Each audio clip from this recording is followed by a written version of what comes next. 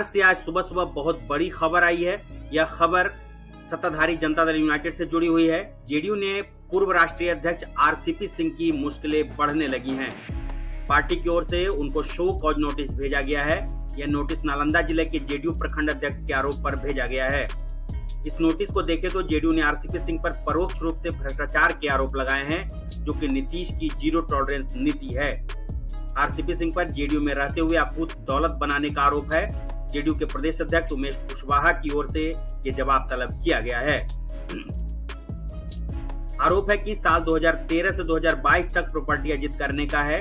इसमें नालंदा जिले के 2 प्रखंडों में खरीदी गई 40 बीघा जमीन भी शामिल है। जमीन को दान में लेने का भी आरोप है, आरसीपी सिंह पर लगा है। इन संपत्तियों का चुनावी हलफनामे में जिक्र भी नहीं करने का आरोप लगा है। पार्टी का आरोप है कि जेडीयू के पूर्व राष्ट्रीय अध्यक्ष ने इस बात को छिपाए रखा। जेडीयू ने यहां तक आरोप लगाया है कि आरसीपी सिंह ने अपनी पत्नी के नाम से हेरफेर कर जमीन खरीदी थी। आरसीपी सिंह को जो नोटिस भेजा गया है वह बहुत ही सख्त लफ्जों में लिखा गया है।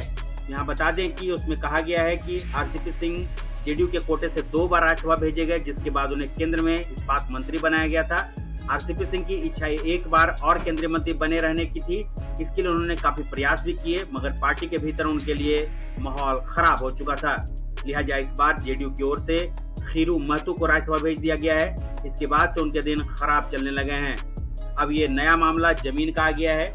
यहाँ बता दें कि जेडीयू के वर्तमान राष्ट्रीय अध्यक्ष ललन सिंह आए दिन आरसीपी सिंह को लेकर के सख्त बयान देते रहे हैं जब से उनको राज्यसभा की सीट से हटाई गया है। और बता दें कि ये आरसीपी सिंह कौन है। आरसीपी सिंह यूपी कैडर के आईएएस अधिकारी रह चुके हैं।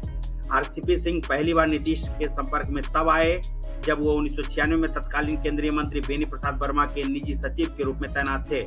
नीतीश कुमार और आरसीपी सिंह के बीच दोस्ती इसलिए भी गहरी हुई क्योंकि दोनों ही बिहार के नालंदा से हैं और एक ही जाति से आते हैं।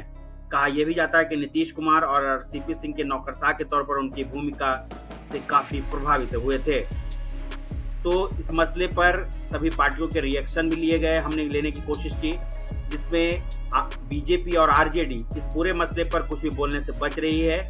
हालांकि कांग्रेस की तरफ से कहा गया है, सख्त लफ्ज में कहा गया है कि जेडीयू के तमाम नेताओं की संपत्तियों की जांच होनी चाहिए। कांग्रेस ने कहा है कि मुख्यमंत्री नीतीश कुमार की भी संपत्ति की जांच होनी चाहिए। और आइए सुनते हैं तमाम पार्टियों के प्रवक्ता इस पूरे प्रकरण पर क्या कह रहे हैं। आरसीपी सिंह पर जो जेडीयू ने नोटिस भेजा है वो जेडीयू का आंतरिक मामला है, इससे हमें कोई लेना देना नहीं है। लेकिन जिस तरह से जेडीयू में खटपट आरसीपी सिंह जी को लेकर चल रही है, उसी का ये परिणाम दिख रहा है। अब पार्टी में रह करके अगर पार्टी के खिलाफ कोई गतिविधि करेंगे तो उस पर तो कार्रवाई पार्टी करती ही है। अब क्या है मामला, ये जेडीयू का आंतरिक विषय है, इसलिए इस पर आरजेडी की कोई प्रतिक्रिया नहीं हो सकती है। आदरणीय आरसीपी सिंह जी पर जो आरोप लगे हैं ये जांच का विषय है और उनका जवाब का भी इंतजार करना चाहिए। और ये जनता दल यूनाइटेड का अंदर का मामला है। ये उनके दल के बड़े नेता और उनके अंदर का ये विषय है, उस पर हम लोग को बोलना उचित नहीं है।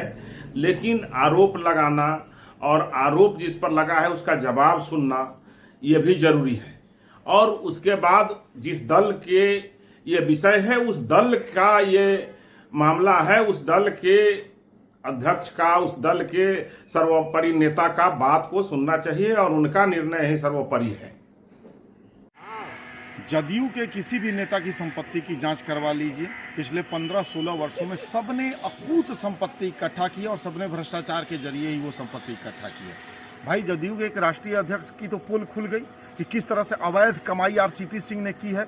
आरसीपी सिंह के साथ उनकी बेटी की भी संपत्ति की जांच करवाइए और भी चीजें खुलेंगी।